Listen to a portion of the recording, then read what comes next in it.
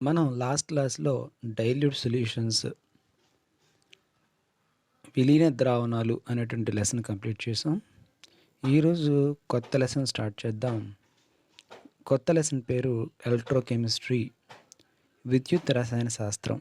మనకి సిలబస్‌లో electrochemistry 2 parts కింద ఇచ్చారు. ఆ 2 పార్ట్స్‌లో పార్ట్ 1 ఈరోజు చెప్పుకుందాము. అసలు విద్యుత్ రసాయన శాస్త్రం అంటే ఏమిటి?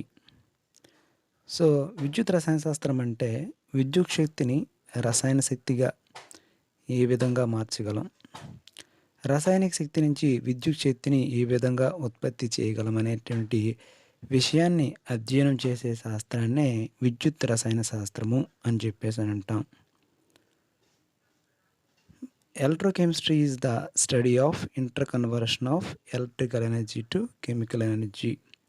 సో, ఎలక్ట్రికల్ ఎనర్జీ యూజ్ చేసుకుని ఏ విధంగా కెమికల్ చేంజ్ని మనం పొందుతాము, అదేవిధంగా కెమికల్ ఎనర్జీని యూజ్ చేసి దాన్ని ఎలక్ట్రికల్ ఎనర్జీగా ఎలా మారుస్తాము,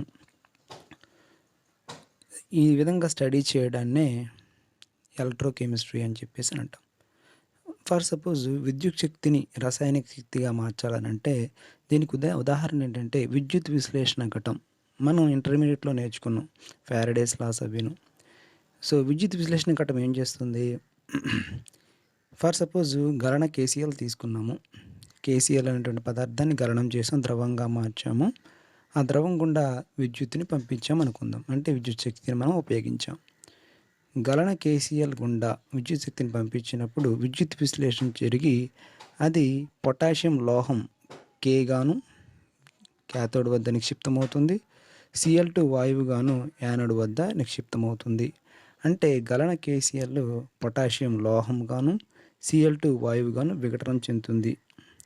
అంటే మనం ఏం చేసాం? విద్యుత్ శక్తిని ఉపయోగించి ఒక రసాయనిక మార్పుకి గురి చేసాం. కేసీఎల్ను పొటాషియం లోహంగాను ప్లస్ Cl2 వాయువుగాను విడగొట్టాం. ఇది ఒక రసాయనిక మార్పు. అలా కాకుండా రసాయనిక శక్తిని ఉపయోగించి విద్యుత్ శక్తిని ఎలా రాబడతాం? దీనికి ఉదాహరణ ఏంటంటే గాల్వానిక్ ఘటాలు. సో, ఈ గాల్వానిక్ ఘటాల్లో జరిగేటువంటి రసాయనిక మార్పు ద్వారా లేదా రసాయనిక చర్యల ద్వారా మనం విద్యుత్ శక్తిని ఉత్పత్తి చేయొచ్చు అని చెప్పేసి మనం నేర్చుకుంటాం. ఫర్ సపోజ్ మనం టార్చ్ లైట్స్లో వాడేటువంటి బ్యాటరీస్ తీసుకోండి. సో, ఆ బ్యాటరీస్లో ఏం జరుగుతుంది? ఒక రసాయనిక చర్య జరగడం ద్వారా ఆ బ్యాటరీ నుంచి మనకి విద్యుత్ శక్తి ఉత్పత్తి అవుతుంది. సో, కాబట్టి విద్యుత్ శక్తి నుంచి రసాయనిక శక్తిని ఉత్పత్తి చేయాలంటే ఉదాహరణ విద్యుత్ విశ్లేషక ఘటం. మరి రసాయన శక్తిని విద్యుత్ శక్తిగా మార్చాలంటే గాల్వానిక్ ఘటాలని ఉదాహరణగా చెప్పుకుంటాము. సో సో ఎలక్ట్రికల్ ఎనర్జీని కెమికల్ ఎనర్జీగా మార్చాలనంటే కనుక ఎలక్ట్రోలైటిక్ సెల్ యూజ్ చేసి ఎలక్ట్రాలిసిస్ అనే ప్రక్రియ ద్వారా మనం ఎలక్ట్రికల్ ఎనర్జీని కెమికల్ ఎనర్జీగా చేంజ్ చేస్తాము. అదేవిధంగా గాల్వానిక్ సెల్స్ ఉపయోగించి కెమికల్ ఎనర్జీని ఎలక్ట్రికల్ ఎనర్జీగా మారుస్తాం. సో, ఈ విధంగా ఎలక్ట్రికల్ ఎనర్జీని కెమికల్ ఎనర్జీగా కన్వర్ట్ చేయడం, కెమికల్ ఎనర్జీని ఎలక్ట్రికల్ ఎనర్జీగా కన్వర్ట్ చేయడాన్ని స్టడీ చేసేటువంటి కెమిస్ట్రీ ఎలక్ట్రోకెమిస్ట్రీ. సో, ఫస్ట్ మనం విద్యుత్ వాహకం అంటే ఏంటో నేర్చుకుందాం. విద్యుత్ వాహకం అంటే ఒక పదార్థం గుండా విద్యుత్తును పంపించినప్పుడు కొన్ని పదార్థాలు తమ గుండా విద్యుత్ ప్రసరణను అనుమతిస్తాయి, కొన్ని పదార్థాలు అనుమతించవు. సో, తమ గుండా విద్యుత్ కరెంటును ప్రసరింపచేయగల పదార్థమే విద్యుత్ వాహకంగా తీసుకుంటాం. ఫర్ సపోజ్ ఉదాహరణకి అన్ని లోహాలు అదేవిధంగా అయాన్లు కలిగినటువంటి కొన్ని ద్రావణాలు, సొల్యూషన్స్ విద్యుత్ వాహకాలుగా పనిచేస్తాయి. The substance which allow the passage of electric current through it are called conductor. ఉదాహరణ metals and solutions having free ions. మళ్ళీ what are the types of conductors? విద్యుత్ వాహకాల్లో రకాలు ఏమిటి? There are 2 types. First one is electronic conductors, electronic వాహకాలు. Second one is electrolytic conductors, విద్యుత్ విశ్లేషక వాహకాలు.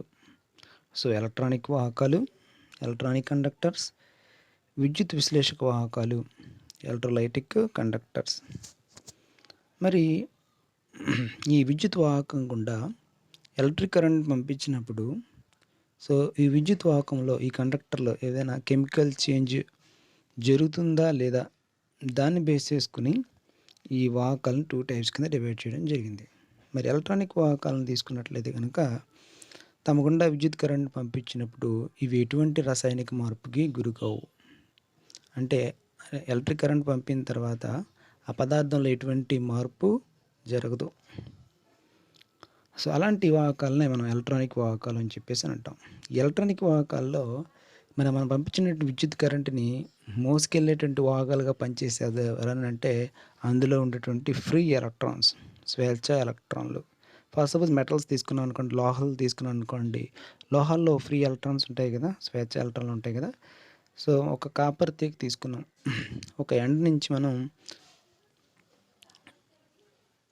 ఈ కాపర్ తీగ యొక్క 2 ఎండ్స్ని ఒక బ్యాటరీ కలిపామనుకుందాం, బ్యాటరీ యొక్క టెర్మినల్స్ కలిపామనుకుందాం. కలిపినప్పుడు ఒక ఎండ్ నుంచి మరొక ఎండ్కి ఏమవుతాయి, విద్యుత్ కరెంటు ప్రసరణ జరుగుతుంది. విద్యుత్ కరెంటు ప్రసరణ జరిగినప్పుడు ఈ కాపర్ తీగలు ఉన్నటువంటి ఎలక్ట్రాన్స్ ఈ విద్యుత్ కరెంటును ఒకవైపు నుంచి మరొక వైపుకి మోసుకెళ్తాయి, వాహకాలుగా పనిచేస్తాయి. సో ఇందులో ఉన్నటువంటి స్వేచ్ఛ ఎలక్ట్రాన్లు విద్యుత్ కరెంటు వాహకాలుగా పనిచేస్తాయి. Electronic conductors, the conductors which conduct electricity without undergoing any chemical change are known as electronic conductors. Conductance is due to flow of electrons, flow of free electrons. Okay na? So examples are metals.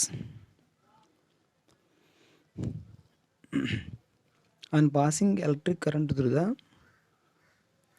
conductor, it does not undergo any chemical change. Those type of conductors are called electronic conductors. For suppose if you take the metals as examples, if you pass the electric current through the metals, so metals does not undergo any chemical change, but it allows the passage of electric current through them. Those type of conductors are called electronic conductors. Examples are metals. మరి విద్యుత్ విశ్లేషక వాహకాలు, electrolytic conductors, తమ గుండా విద్యుత్ current పంపినప్పుడు రసాయనిక మార్పుకు లోనయ్యేటువంటి విద్యుత్ వాహకాలని విద్యుత్ విశ్లేషక వాహకాలు అని చెప్పేసి అంటాం. రసాయనిక మార్పుకు లోనవుతాయి.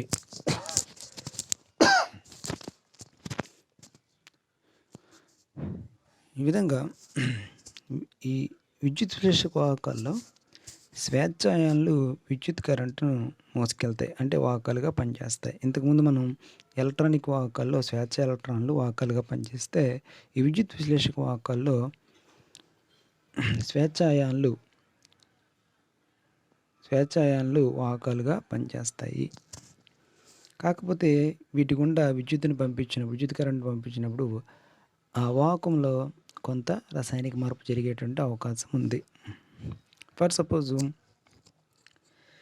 మనం ముందు చెప్పుకున్నటువంటి గలన కేసీఎల్ ద్రావణం గుండా విద్యుత్తుని పంపించాం అనుకోండి, ఆ కేసీఎల్ రూపంలో ఉండదు, ఏమవుతుంది, పొటాషియం గాను Cl2 గాను విఘటనం చెందుతుంది.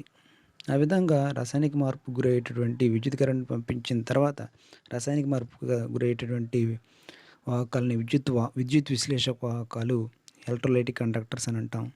మరి ఈ విద్యుత్ విశ్లేషక వాహకాలకి ఎగ్జాంపుల్స్ ఏమిటని అంటే కనుక గలన స్థితిలో కానీ ద్రావణ స్థితిలో కానీ స్వేచ్ఛ అయాన్లు కలిగినటువంటి పదార్థాలు, ఫర్ సపోజ్ ఆమ్లాల ద్రావణాలు, క్షారాల ద్రావణాలు, లవణ ద్రావణాలు, అదేవిధంగా గలన ద్రావణాలు. గలన ద్రావణం అంటే అర్థం ఏంటంటే ఒక ఘన రూపంలో ఉన్నటువంటి లవణాన్ని బాగా వేడి చేసామనుకోండి, అది ద్రవంగా మారుతుంది, దాన్ని గలన ద్రవం అని చెప్పేసి అంటాం. సో కాబట్టి ఎగ్జాంపుల్స్ ఏమని చెప్పొచ్చు, ఫర్ సపోజ్ ఆమ్లానికి ఒక ఎగ్జాంపుల్ HCl, క్షారానికి ఒక ఎగ్జాంపుల్ NaOH, అదేవిధంగా లవణానికి ఎగ్జాంపుల్ NaCl. వీటి యొక్క జలద్రావణాలు అనమాట. వీటిని నీటిలో కరిగించక ఏర్పడినటువంటి జలద్రావణాలు విద్యుత్ విశ్లేషక వాహకాలుగా పనిచేస్తాయి. అదేవిధంగా గలన కేసీఎల్ ద్రావణం కూడా విద్యుత్ విశ్లేషక వాహకంగా పనిచేస్తుంది. కాకపోతే వీటి గుండా విద్యుత్ కరెంట్ పంపించినప్పుడు ఇవి కొంత రాసాయనిక మార్పుకి గురయ్యేటువంటి అవకాశం ఉంది. వీటిని electrolytic conductors. So electrolytic conductors విద్యుత్ విశ్లేషక వాహకాలు అని చెప్పేసి అని అంటాం. అంటే the conductors which undergo chemical change when electric current is passed through them are known as electrolytic conductors. It means that by passing electric current through these conductors, they will undergo some chemical change. For suppose if you pass electric current through the fused KCl, it decomposes into potassium metal and Cl2 gas. Here chemical decomposition takes place on passing electric current through it. Therefore, fused KCl is taken as the example for electrolytic conductor.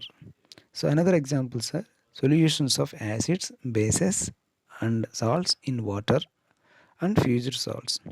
Here the conductance is due to the flow of ions. ఇక్కడ స్వేచ్ఛ ions, free ions ఉండడం వల్ల ఈ free ions మనం పంపించినటువంటి electric కరెంట్ని ఒక చోటు నుంచి మరొక చోటికి మోసుకెళ్తాయి. అదే they behaves as the carrier of electrical energy. So this is about electrolytic conductors. మనం ఇప్పుడు వాహకాల గురించి నేర్చుకున్నాము. మరి వాహకాల గుండా విద్యుత్ కరెంట్ పంపించినప్పుడు మనం పంపించినటువంటి మొత్తం విద్యుత్ కరెంటు పూర్తిగా వాహకం గుండా ప్రసరణ జరగదు. ఈ వాహకాలు ఈ విద్యుత్ ప్రవాహాన్ని వ్యతిరేకించే లక్షణాన్ని స్వల్పంగా కలిగి ఉంటాయి. సో ఈ వ్యతిరేకించే లక్షణాన్నే విద్యుత్ కరెంట్ యొక్క ప్రవాహాన్ని వ్యతిరేకించే లక్షణాన్నే రెసిస్టెన్స్ అని చెప్పేసి అని అంటాం. రెసిస్టెన్స్ని ఆర్తో, విద్యుత్ నిరోధం అని చెప్పేసి అని అంటాం. ఈ విద్యుత్ నిరోధంని క్యాపిటల్ ఆర్తో సూచిస్తాం. ఒకసారి మనం ఈ కాన్సెప్ట్ గురించి డీటెయిల్గా అర్థం చేసుకోవడం కోసం ఒక ఫండమెంటల్ టాపిక్ ఏంటంటే, ఒక బ్యాటరీ తీసుకున్నాం. పటంలో చూపించిన విధంగా క్యాపిటల్ బి అనేటువంటి బ్యాటరీని తీసుకున్నాము.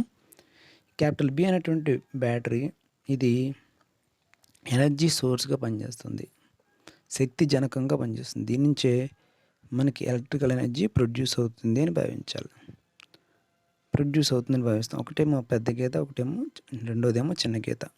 చిన్న గీతని మైనస్ గాను, పెద్ద గీతని ప్లస్ గాను భావిస్తాం, నెగిటివ్ ఛార్జ్. ఇప్పుడు దీన్ని తీసుకెళ్ళి ఈ బ్యాటరీని ఒక కాపర్ తీగను తీసుకుని ఈ కాపర్ తీగ యొక్క రెండు ఎండ్స్ని బ్యాటరీ యొక్క 2 టెర్మినల్స్ కలిపి ఈ రెండు కాపర్ తీగల మధ్య ఒక బల్బుని అమర్చాం. ఎలక్ట్రిక్ బల్బు ఎల్ అనే దాన్ని అమర్చామనుకుందాం. ఇప్పుడు ఎలక్ట్రాన్లు ఏమవుతాయి? స్మాల్ గీత నెగిటివ్ ఛార్జ్ ఉన్నటువంటి టెర్మినల్ నుండి ఎలక్ట్రాన్లు పాజిటివ్ టెర్మినల్ వైపు ప్రయాణిస్తాయి అని మనకు తెలుసు. తర్వాత బల్బుకి ముందు ఒక యామ్మీటర్ ఏ అనేది పెట్టాం. ఏ అనేది పెట్టినప్పుడు ఈ యామ్మీటర్ ఏం చేస్తుంది? దీని గుండా ప్రవహించినటువంటి ఎలక్ట్రిక్ కరెంట్ యొక్క పరిమాణాన్ని కొలుస్తుంది యామ్మీటర్. ఎలక్ట్రిక్ కరెంట్ని యాంపియర్స్లో కొలుస్తాం.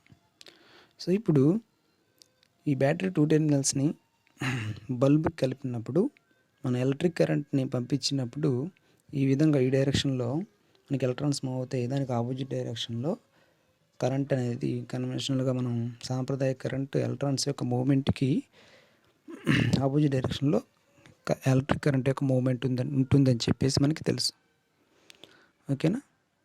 ఈ విధంగా ఎలక్ట్రిక్ కరెంట్ని మనం పంపించినప్పుడు బల్బు వెలుగుతుంది. మనం యామ్మీటర్ ఉపయోగించి ఎంత విద్యుత్ ప్రవాహం ఈ వలయం గుండా ప్రవహించిందో మనం కాలిక్యులేట్ చేయొచ్చు యామ్మీటర్ ఉపయోగించి. For suppose 10 volts 10 volts capacity ఉన్నటువంటి ఒక బ్యాటరీని తీసుకుని ఎలక్ట్రిక్ బల్బుకి కలిపాం. ఎలక్ట్రిక్ బల్బుని కలిపినప్పుడు మరి ఎంత కరెంట్ ప్రవహిస్తుంది? ఏం చెప్పాలంటే మనం తీసుకున్నటువంటి ఎనర్జీ అంతా విద్యుత్ ప్రవాహంగా మారితే నిజానికి కరెంటు కూడా 10 యాంపియర్స్ అయి ఉండాలి.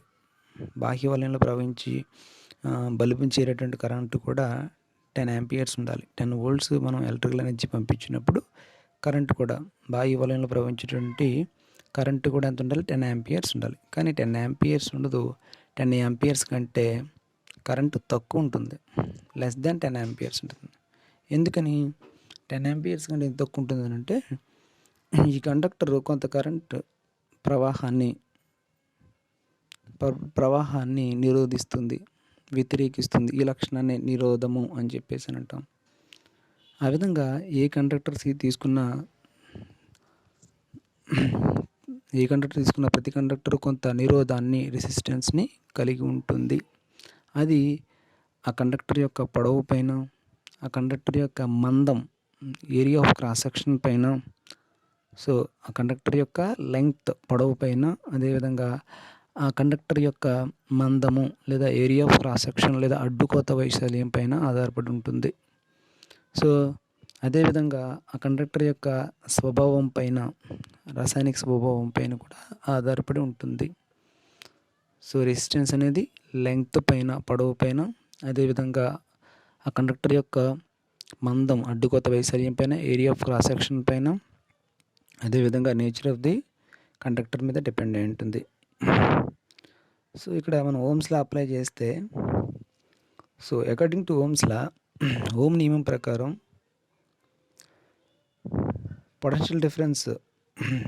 పొటెన్షియల్ భేదం V is directly proportional to the electric current. Potential difference is directly proportional to the electric current. V is equal to IR, where R అనేది రెసిస్టెన్స్ అని చెప్తాము. సో విద్యుత్ నిరోధం అంటే ఏంటి? సో ఒక పదార్థం విద్యుత్ ప్రవాహాన్ని వ్యతిరేకించే లక్షణాన్ని విద్యుత్ నిరోధం అంటారు.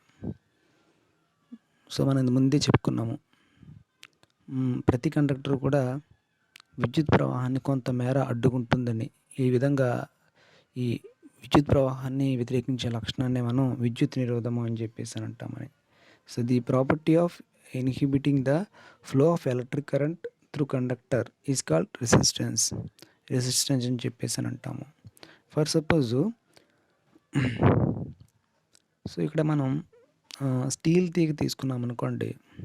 స్టీల్ తీగ తీసుకున్నప్పుడు దాని యొక్క రెసిస్టెన్స్ సమ్ RS అనుకుందాం, S ఫర్ స్టీల్.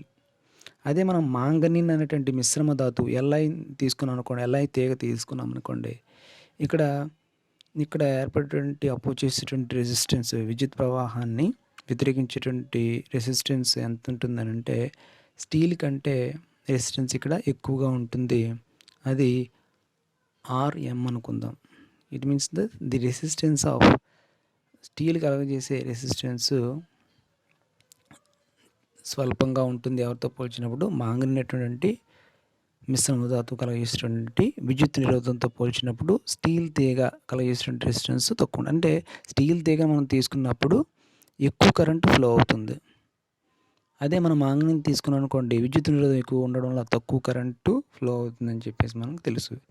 ఇది విద్యుత్ నిరోధం అంటే దాని యొక్క రాసాయనిక స్వభావాన్ని ఆధారంగా చేసుకుని ఇక్కడ మనం చెప్పగలిగాం. ఓకేనా? ఇది రెసిస్టెన్స్ అంటే. మరి కొంత వ్యతిరేకించే లక్షణాన్ని కలిగి ఉంది. మిగిలిన భాగం ఏమవుతుంది? ఈ విద్యుత్ ప్రవాహాన్ని తన గుండా ప్రసరణ చేయడానికి అనుమతిస్తుంది. ఈ అనుమతించే లక్షణాన్ని మనం ఏమనొచ్చు ఇప్పుడు? కండక్టెన్స్, వాహకత్వం అని చెప్పేసి అని అనొచ్చు. So the is with which A current flows through a conductor is called conductance. So ఈ కండక్టెన్స్ అనేది ఆటోమేటిక్గా రెసిస్టెన్స్కి ఆపోజిట్గా ఉంటుంది. అంటే రెసిస్టెన్స్ తగ్గిందనుకోండి ఏమవుతుంది? కండక్టెన్స్ ఎక్కువగా ఉంటుంది. సో రెసిస్టెన్స్ తగ్గితే అంటే వ్యతిరేకించే విద్యుత్ కరెంట్ యొక్క ప్రవాహాన్ని వ్యతిరేకించే లక్షణం తక్కువగా ఉంటే, రెసిస్టెన్స్ తక్కువగా ఉంటే, విద్యుత్ నిరోధం తక్కువగా ఉంటే కండక్టెన్స్ ఎక్కువగా ఉంటుంది అని మనకు అర్థం. సో అంటే కండక్టెన్స్, రెసిస్టెన్స్ ఒకదానికొకటి విలోమానుపాతంలో ఉంటాయి, ఇన్వర్స్లీ ప్రపోర్షనల్. కాబట్టి కండక్టెన్స్ని 1/R అని రాసుకోవచ్చు. Conductance is equal to 1/R. ఇప్పుడు మనం స్పెసిఫిక్ కండక్టెన్స్ గురించి నేర్చుకుందాం. విశిష్ట వాహకత లేదా విశిష్ట వాహకత్వం అని చెప్పేసి అని అంటాం. సో విశిష్ట వాహకతను కే అనే లెటర్తో చూస్తారు. దీన్ని కప్ప అని చదువుతారు. KAPPA కప్ప అని చదువుతారు. ఇది కే ఇటాలిక్ స్టైల్లో రాసినటువంటి కే అన్నమాట. ఇప్పుడు ఈ స్పెసిఫిక్ కండక్టెన్స్ గురించి నేర్చుకోవడం కోసం ముందుగా మనం రెసిస్టెన్స్ గురించి ఒకసారి డీటెయిల్గా మళ్ళీ గుర్తు చేసుకున్నట్లయితే, ఈ రెసిస్టెన్స్ అనేది విద్యుత్ నిరోధం అనేది దేనికి అనులోమానుపాతంలో ఉంటుంది, ఇది దేని మీద ఆధారపడి ఉంటుందని చెప్పుకున్నాం. లెంగ్త్, పొడవు, వాహకం యొక్క పొడవు, అదేవిధంగా వాహకం యొక్క ఏరియా ఆఫ్ క్రాస్ సెక్షన్, అడ్డుకోత వైశాల్యం పైన ఆధారపడి ఉంటుందని అది చెప్పుకున్నాం. ఇక్కడ రెసిస్టెన్స్ విద్యుత్ నిరోధం దేనికి అనులోమానుపాతంలో ఉంటుందంటే వాహకం యొక్క పొడవుకు అనులోమానుపాతంలోను, వాహకం యొక్క అడ్డుకోత వైశాల్యానికి విలోమానుపాతంలో ఉంటుంది. R is directly proportional to L, R is inversely proportional to A. R is directly proportional to the length of the conductor L, and R is indirectly proportional to the area of cross section of the conductor. Therefore R is equal to some constant rho into L by A. So rho is proportionality constant. Now rho is called as specific resistance. విశిష్ట నిరోధము అంటాం. రోని విశిష్ట నిరోధము అంటాం. Where L is equal to length of the conductor, వాహకం పొడవు. Small A అనేది ఏంటి, ఏరియా ఆఫ్ క్రాస్ సెక్షన్, వాహకం యొక్క మధ్యఛేద వైశాల్యం లేదా అడ్డుకోత వైశాల్యం అని చెప్పేసి అని అంటాం.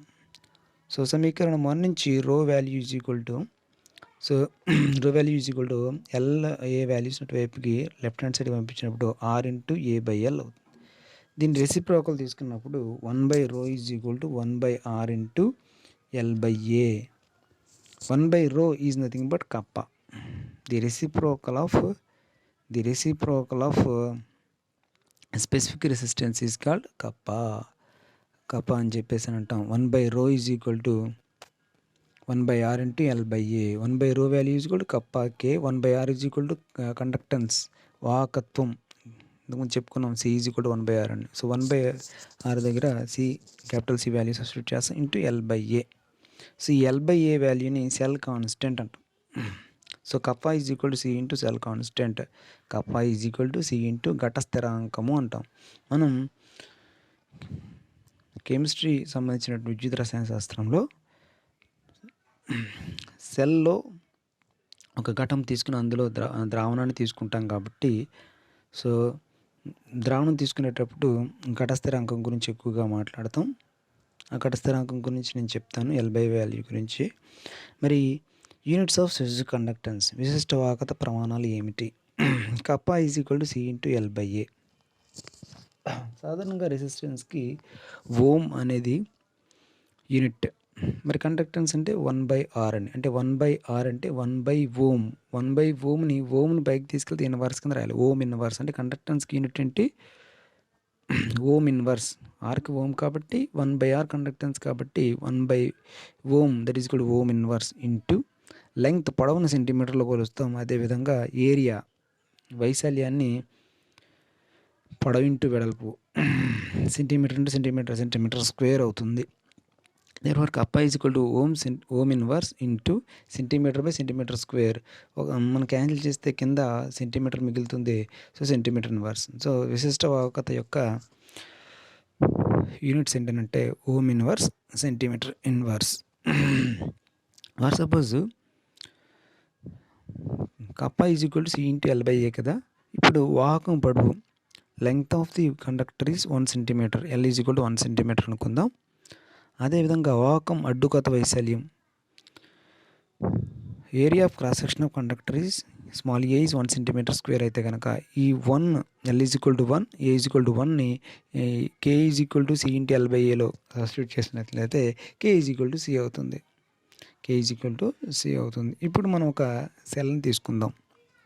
చూడండి, పటంలో చూపించిన పెన్సిల్తో గీసినటువంటి ఒక సెల్ని తీసుకుంటాం. ఇది క్యూబ్, ఒక ఘనం ఆకారంలో ఉంది. చూడండి, ఘనం ఆకారంలో ఉంది. దీని యొక్క పొడవు 1 సెంటీమీటరు, వెడల్పు 1 సెంటీమీటర్, అదేవిధంగా ఎత్తు కూడా 1 సెంటీమీటరే. ఒక ఘనం తీసుకున్నాము. ఆ ఘనంలో ద్రావణాన్ని తీసుకున్నాం. సో ఈ ద్రావణం కలిగిస్తున్నటువంటి విశిష్ట వాహకత గురించి మనం ఇప్పుడు స్టడీ చేద్దాం. సో ఇప్పుడు నేను పెన్సిల్తో గీతలు గీసినటువంటి భాగాన్ని ఎలక్ట్రోడ్స్గా తీసుకుందాం. ఈ ఎలక్ట్రోడ్స్ని బ్యాటరీకి కలిపామనుకుందాం. ఎలక్ట్రోడ్స్ని బ్యాటరీకి కలిపి ఎలక్ట్రిక్ కరెంట్ని పాస్ చేస్తున్నాం. ఈ సొల్యూషన్ గుండా అని భావించాలి. ఇప్పుడు ఎల్ ఎంత? 1 సెంటీమీటరు. ఏ ఎంత? ఏ అంటే area of cross section. Area of cross section length into breadth, పొడవు ఇంటూ వెడల్పు. 1 సెంటీమీటర్ అంటే 1 centimetre, 1 centimetre square. Area of cross section ఎంత అవుతుంది? 1 సెంటీమీటర్ స్క్వేర్ అవుతుంది. సో ఇప్పుడు పొడవు 1 centimetre, length 1 centimetre, breadth 1 centimetre, height 1 centimetre ఉన్నటువంటి ఈ వెసల్లో ఎంత పరిమాణం ఉన్నటువంటి, ఎంత పరిమాణం ఉన్నటువంటి సొల్యూషన్ని మనం తీసుకోగలం, ద్రావణాన్ని మనం తీసుకోగలం. అంటే దీని యొక్క వాల్యూమ్ ఎంత, ఘనపరిమాణం ఎంత. మనం చిన్నప్పుడు నేర్చుకుంటాం ఘనపరిమాణాన్ని కట్టేటప్పుడు LBH, length into breadth into height, పొడవు ఇంటూ వెడల్పు ఇంటూ ఎత్తు. సో లెంగ్త్, పొడవు 1 సెంటీమీటరు, వెడల్పు 1 సెంటీమీటరు, ఎత్తు 1 సెంటీమీటరు, అంటే 1 సెంటీమీటర్ క్యూబ్. 1 సెంటీమీటర్ క్యూబ్ అంటే 1 సెంటీమీటర్ క్యూబ్ అప్రాక్సిమేట్లీ 1 ml. అంటే ఇందులో 1 ml ద్రావణం పడుతుందన్నమాట. ఈ క్యూబ్లో, ఈ పారామీటర్స్ ఉన్నటువంటి క్యూబ్లో 1 ml అంటే 1 సెంటీమీటర్ క్యూబ్ వాల్యూమ్ ఉన్నటువంటి సొల్యూషన్ని, ద్రావణాన్ని మనం తీసుకోవచ్చు.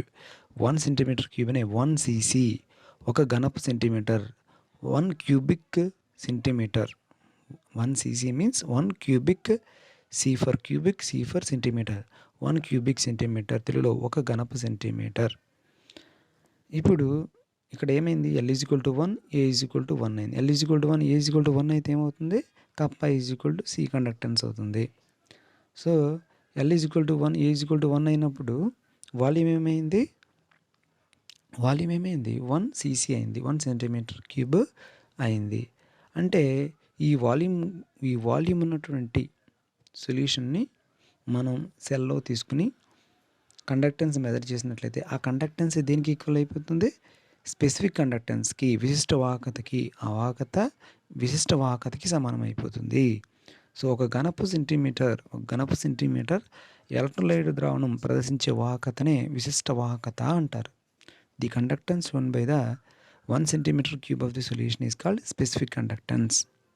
సో స్పెసిఫిక్ కండక్టెన్స్ అంటే ఏంటి? సో 1 ఘనపు సెంటీమీటర్ వాల్యూమ్, ఘనపరిమాణం ఉన్నటువంటి solution ప్రదర్శించేటటువంటి వాహకత ఏమవుతుందన్నమాట?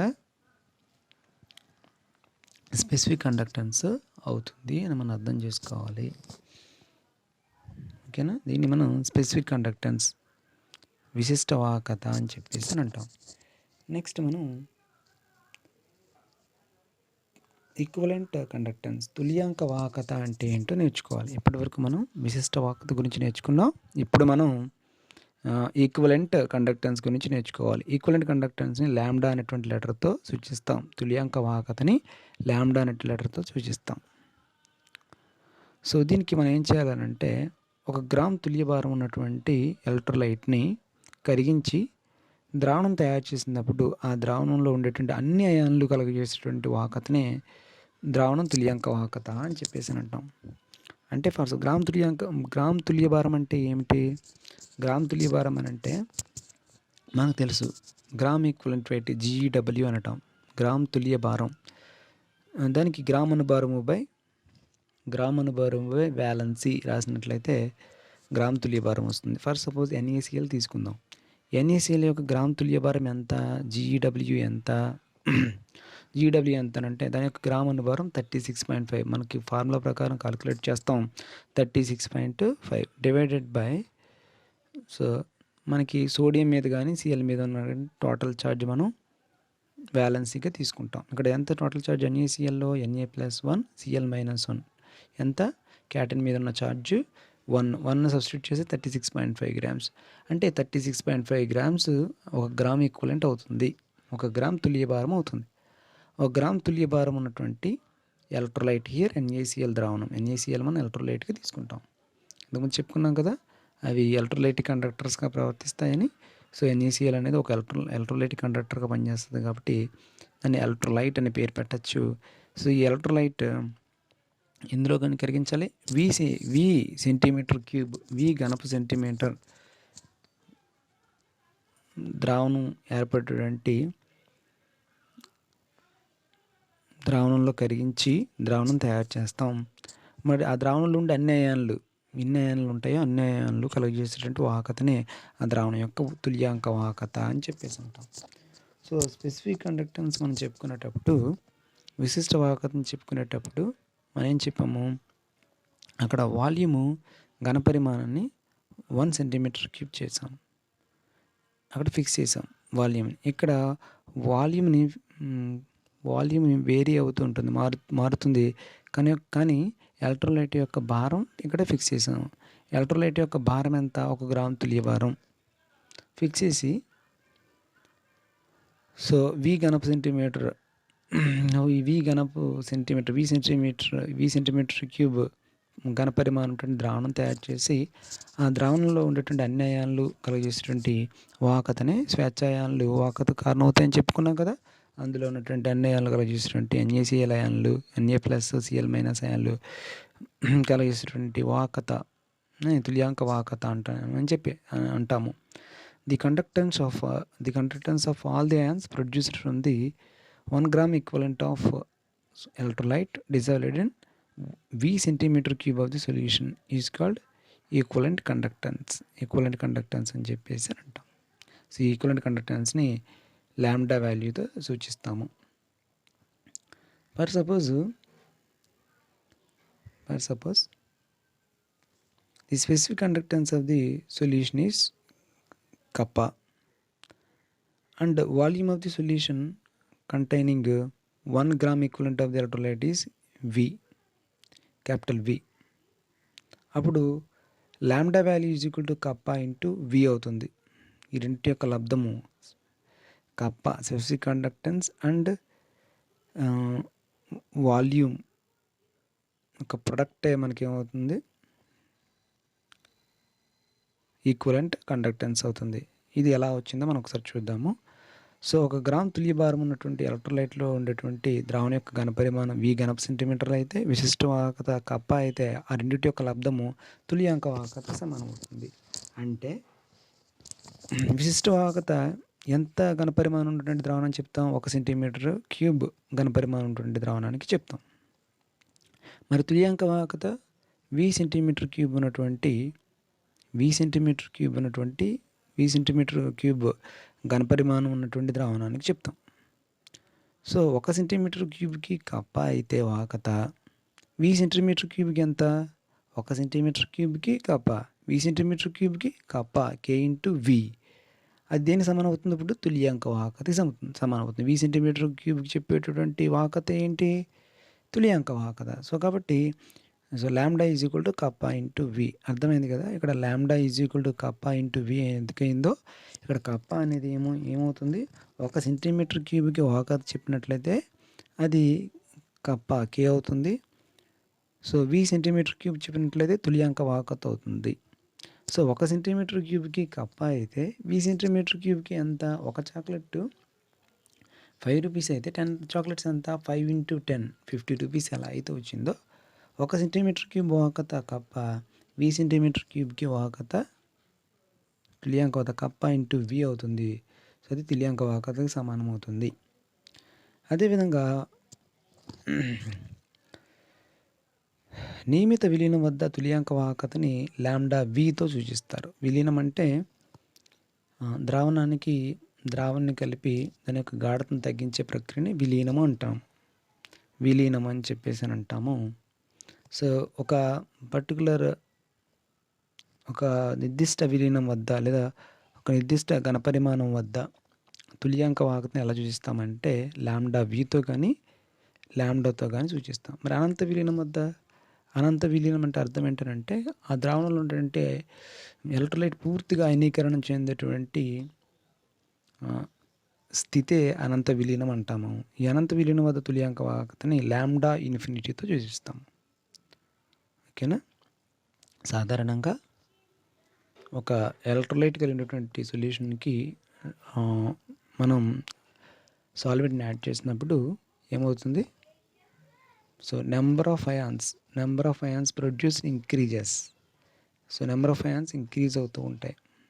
As the number of ions increase అయ్యాయి అనుకోండి, సో స్వేచ్ఛ అయాన్లే ఫ్రీ అయాన్సే వాహకతకు కండక్టెన్స్ కారణమవుతాయి. కాబట్టి so number of ions increase అయితే అయాన్ల సంఖ్య పెరిగితే వాహకత కూడా పెరుగుతుంది. సో దానికోసం మనం సో ఒక నియమిత విలీనం వద్ద ఒక పర్టికులర్ వాల్యూమ్ వన్ ఫిక్స్డ్ లేదా పర్టికులర్ డైల్యూషన్ వద్ద ఈక్వలెంట్ కండక్టెన్స్ లాంబ్డా అని కానీ లాంబ్డా వి అని కానీ ఇండికేట్ చేస్తాము. అలా కాకుండా ఇన్ఫైనైట్ డైల్యూషన్ మీన్స్ అనంత విలీనం మీన్స్ ఇన్ఫైనైట్ డైల్యూషన్ వద్ద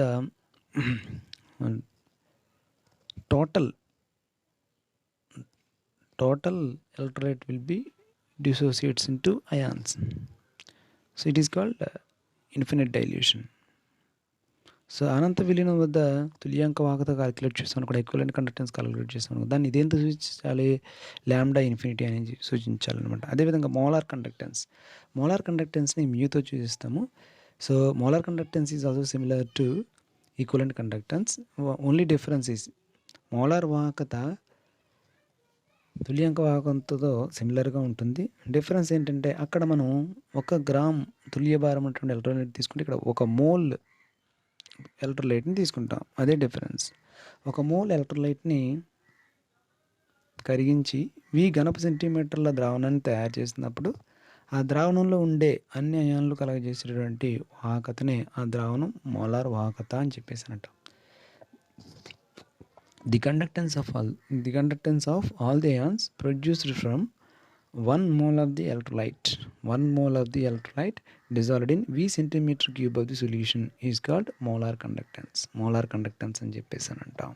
అంటే 1 mole of electrolyteని 1 mole of electrolyteని యూజ్ చేసి మనం V సెంటీమీటర్ క్యూబ్ సొల్యూషన్ని ప్రిపేర్ చేసాం. ఆ V centimetre cube solution 1 mole of ఎలక్ట్రోలైట్ని V సెంటీమీటర్ క్యూబ్ సొల్యూషన్ని డిజాల్వ్ చేయగా ఫామ్ అయినటువంటి సొల్యూషన్ యొక్క మోలార్ కండక్టెన్సే మ్యూ అవుతుంది.